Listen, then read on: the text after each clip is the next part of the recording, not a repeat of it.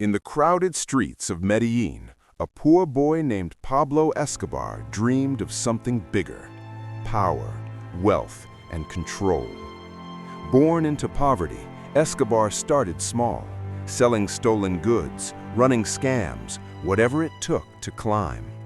But in the 1970s, he found his true opportunity: cocaine. What followed wasn't just a business, it was an empire. As the leader of the Medellín Cartel, Escobar built the most powerful drug network the world had ever seen. At his peak, he was smuggling tons of cocaine into the United States every week, earning billions of dollars a year. But Escobar didn't just want money, he wanted power. He bribed politicians, controlled police, and even secured a seat in Colombia's Congress. To some, he was a hero, building houses and football fields for the poor. Because when he didn't get his way, he unleashed violence. Bombings, assassinations, entire cities living in fear. The government, backed by the United States, declared war. Manhunts, raids, and chaos followed. Escobar's empire began to crumble under pressure. And in 1993, after years on the run, it all came to an end. On a rooftop in Medellín, Pablo Escobar was shot and killed. But his legacy didn't die with...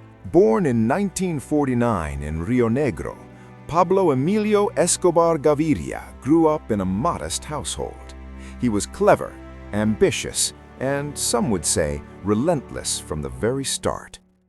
As a teenager, he wasn't afraid to bend the rules. Petty crime became his training ground, selling contraband cigarettes, forging documents, even stealing cars.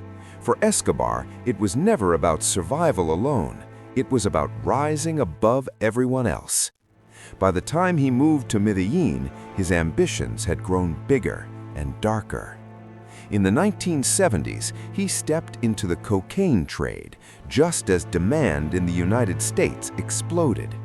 What others saw as risk, Escobar saw as opportunity.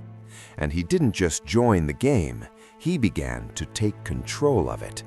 By his teens, Pablo Escobar was already running small-time scams, stealing gravestones, selling fake lottery tickets, and smuggling contraband. Each scheme sharpened his instincts for power and money. But Escobar wasn't interested in staying small. Every move was calculated, every risk deliberate. He studied the streets, learned the system, and understood one thing early: fear could be just as valuable as respect. As his confidence grew, so did his ambition. Petty crime was no longer enough. By the early 1970s, Escobar began stepping into a new world, one far more dangerous and far more profitable: the cocaine trade. And once he entered, he didn't just participate, he started changing the rules of the game. By the late 1970s, Pablo Escobar's focus shifted to cocaine, a drug that would become the lifeblood of his empire. He wasn't just moving product, he was building a system. From hidden labs deep in Colombia's jungles to distribution routes stretching into Miami, Escobar perfected every link in the chain.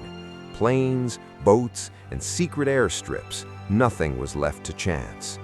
Miami became the gateway, a booming city where money flowed fast and questions were rarely asked. Nightclubs, banks, and streets all became part of the pipeline as cocaine flooded the city at an unprecedented scale. At the height of his power, tons of cocaine were flowing into the United States every week. The profits were staggering, billions of dollars pouring in faster than they could even be counted. But with that kind of wealth came attention, and with attention came war. At the height of his power, Pablo Escobar controlled over 80% of the world's cocaine. Medellín became his kingdom, where wealth, power, and terror walked hand in hand. Money flowed in faster than it could be spent. Mansions, private planes, exotic animals. Escobar lived like a king.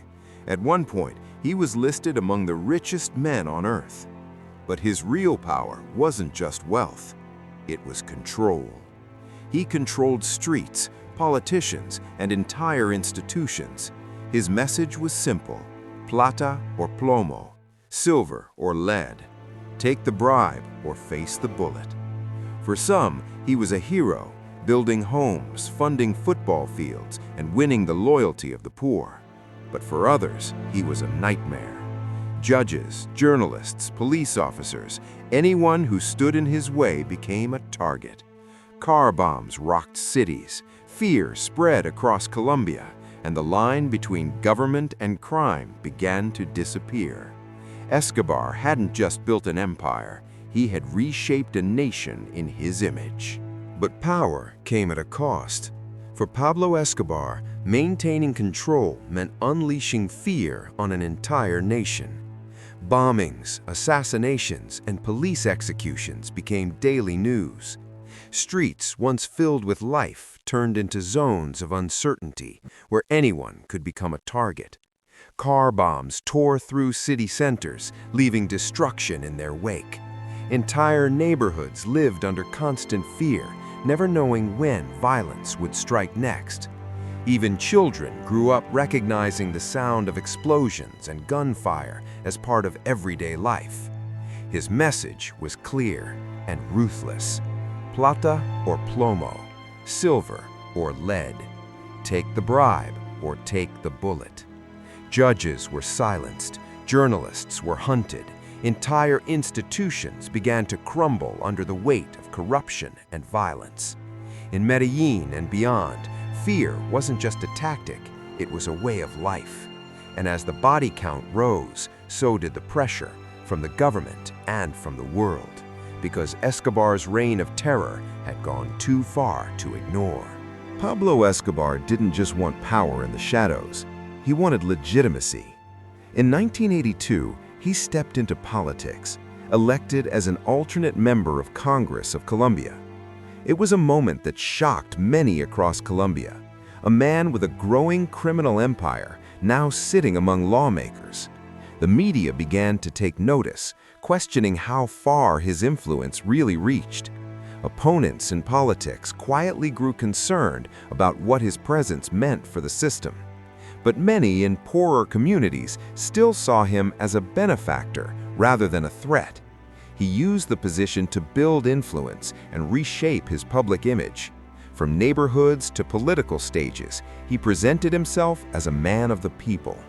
He donated money, funded public projects, and carefully crafted the image of a man for the people. But behind the scenes, nothing had changed. His empire was still growing, his operations still running, and his influence reaching deeper than ever before. Because in Escobar's world, politics wasn't about service. It was just another way to gain control. And the higher he climbed, the more dangerous the game became. The Colombian government, backed by the United States, declared full-scale war on the Medellín Cartel. What followed was not just a crackdown, but a manhunt across an entire nation. For Pablo Escobar, this was no longer business, it was survival, and his response was brutal. Terror campaigns erupted across Colombia. Bombings shook major cities. Car explosions became a weapon of fear and control. Judges who ruled against him were assassinated. Police officers were targeted in coordinated attacks. Civilians were caught in the crossfire of a war they never chose. In Medellín, silence replaced normal life. Every sound of an engine, every unfamiliar face could signal danger. Escobar was sending a message: pressure him and the country would burn. But this time, the world was watching, and the net around his empire. Pablo Escobar's fortune was legendary, billions of dollars flowing through a hidden empire no one could fully track. Cash was buried in fields, stacked in safe houses, and moved through networks designed to vanish without a trace. He built a life that looked unreal from the outside: private estates, exotic animals in his own zoo, and even amusement parks funded by blood money. In Medellín, his wealth turned into a symbol of absolute power.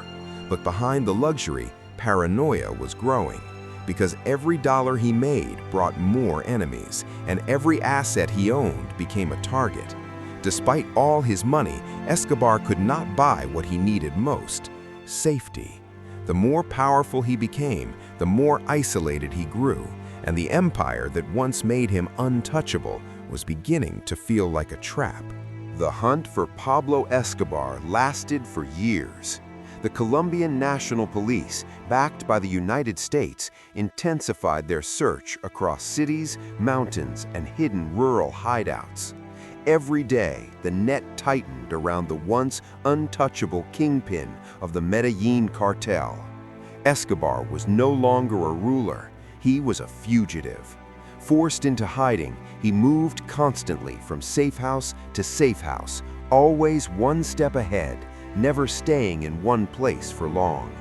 Communication became limited, trust became dangerous, even allies could become threats.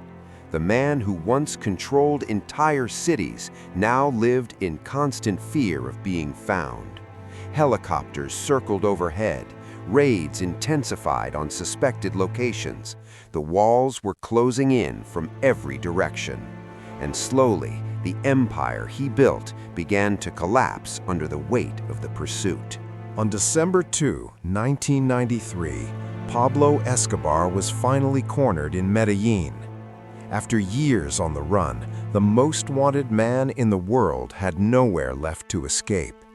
On a rooftop, surrounded by pursuing forces, gunfire erupted into the afternoon air. In moments, it was over.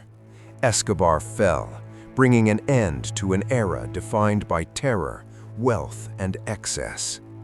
The empire of the Medellín Cartel began to collapse in his absence, its power fractured and fading. Yet even in death, his story refused to settle into silence, because questions remain. Was it justice for a nation that suffered, revenge for the lives destroyed, or simply fate catching up with a man who once seemed untouchable? Colombia reacted with mixed emotions after the death of Pablo Escobar.